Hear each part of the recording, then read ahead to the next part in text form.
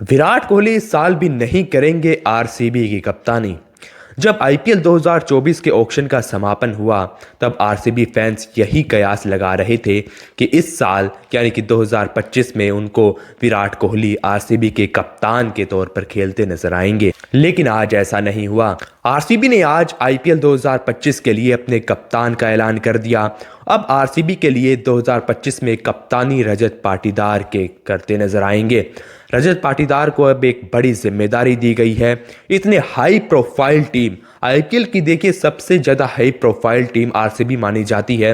हालांकि टाइटल्स उन्होंने अभी नहीं जीता है। सक्सेसफुल टीम के तौर पर अभी भी मुंबई और चेन्नई है, लेकिन आरसीबी की ब्रांडिंग आपको एक अलग लेवल पर नजर आती है। तो इस हाई प्रोफाइल टीम की कप्तानी अब रजत पाटीदार के हाथ में दे दी गई है। आरसीबी ने आज अपने मीडिया इवेंट में इसका औपचारिक ऐलान भी कर दिया। जब आईपीएल 2024 का ऑक्शन समाप्त हुआ था तब ऑक्शन टेबल पर आरसीबी ने किसी भी कप्तानी चेहरे को नहीं अपनी टीम में खरीदा था, तो तभी से ये कयास लगाए जा रहे थे कि अब आरसीबी में कोई नया कप्तानी चेहरा तो है नहीं, तो इसका मतलब है कि आरसीबी के लिए 2025 में कोहली कप्तान होंगे। लेकिन आरसीबी ने रजत पाटीदार को कप्तानी ऑप्शन के रूप में चुना है। आरसीबी के लिए रजत पाटीदार का परफॉर्मेंस पिछले 2-3 साल से हम बात करें तो काफी शानदार रहा है। उन्होंने स्पिनर्स के परकच्छे उड़ा के रख दिए हैं और तेज गेंदबाजी को भी अच्छे से खेले हैं। पिछले साल जब आरसीबी जो प्लेऑफ में पहुंची थी, एक मिरेकल प्लेऑफ था उनके लिए, क्योंकि एक समय पर आरसीबी के लिए प्लेऑफ जाना नामुमकिन नजर आ रहा था, तो उसमें रजत पाटीदार ने एक अहम भूमिका निभाई थी। इससे पहले सीजन में रजत पाटीदार आरसीबी के लिए खेले नहीं थे और उससे पिछले सीजन में आपको एलिमिनेटर में रजत पाटीदार का लखनऊ सुपर जायंट्स के खिलाफ 100 तो याद ही होगा। मीडिया इवेंट में आरसीबी के कोच एंडी फ्लावर से जब पूछा गया कप्तानी के बारे में, तो उन्होंने रजत पाटीदार का नाम लिया और उन्होंने ये भी कहा कि हमारे पास 3-4 कप्तानी ऑप्शन अवेलेबल थे, लेकिन हमने रजत पाटीदार को चुना है।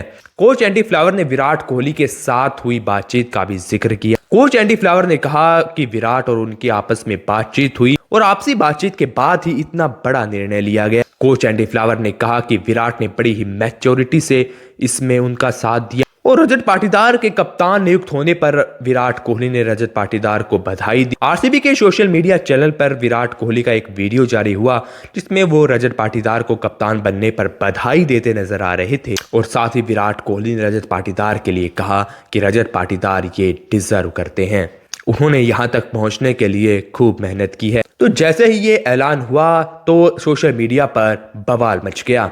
कुछ एक धड़ा ये कहता है कि बिल्कुल सही निर्णय लिया गया है आरसीबी के फ्यूचर को देखते हुए, और कुछ धड़ा यानी कि मैं कह सकता हूं कि मैक्सिमम धड़ा ये चाह रहा था कि कप्तान विराट कोहली को होना चाहिए था। लेकिन दोस्तों, विराट कोहली 2021 में ही आरसीबी की कप्तानी से इस्तीफा दे चुके हैं। उसी साल में उन्होंने भारतीय कप्तानी से भी इस्तीफा दिया था। और विराट कोहली जैसा महान खिलाड़ी जब एक बार कोई निर्णय ले लेता है तो फिर उसके बाद वापस पलट कर नहीं देखता।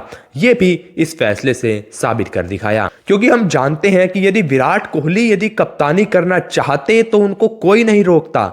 आप देखिए, विराट कोहली खुद कप्तानी कर सकते थे, लेकिन उन्होंने मौका रजत पाटीदार को दिया। और भारत ऑस्ट्रेलिया की जब श्रृंखला चल रही थी तो ये मीडिया रिपोर्ट्स आने लगी कि विराट मिस्टर फिक्सिट बोला गया विराट कोहली को। ये बोला गया कि विराट कोहली भारतीय टीम की कप्तानी करना चाहते हैं। तो उन मीडिया हाउसेस को शर्म आनी चाहिए। वे विराट कोहली के नाम पर पब्लिसिटी हासिल करने का प्रयास करते हैं। विराट कोहली वो खिलाड़ी है, जब आप एक फैसला लेता है तो उसके बाद उसके पीछे पलट कर नहीं देखता। तो आने वाला सीजन आरसीबी के लिए बड़ा ही दिलचस्प होने वाला है। इस बार उनके लिए एक नया चेहरा रजत पाटीदार के रूप में कप्तानी करता नजर आएगा।